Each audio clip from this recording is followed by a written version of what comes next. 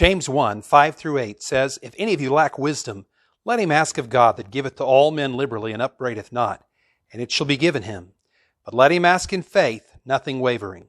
For he that wavereth is like a wave of the sea, driven with the wind and tossed. For let not that man think that he shall receive anything of the Lord. A double-minded man is unstable in all his ways." Let's consider three phrases. First, if any man lack wisdom. If we would have God's wisdom, we must first acknowledge that we don't have it. Yet the tendency of our flesh is to be rather self-satisfied. Pride is one thing that will for certain keep us from knowing God's wisdom. In chapter 3, James said, "There is a wisdom that descendeth not from above, and it is first earthly and then sensual."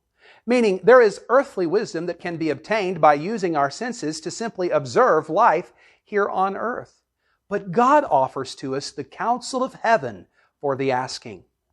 We must first acknowledge that we don't have it, and secondly, we must ask Him for it. The second phrase is, let him ask of God. And God has obligated Himself to us.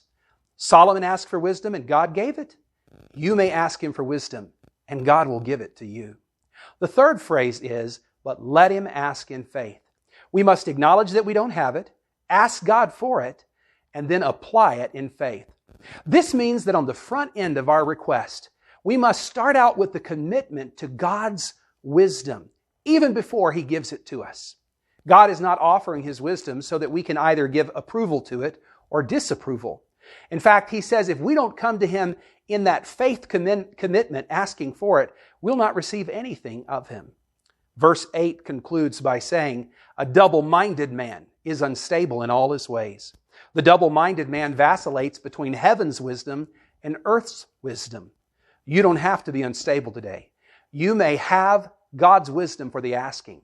So ask Him for it in faith.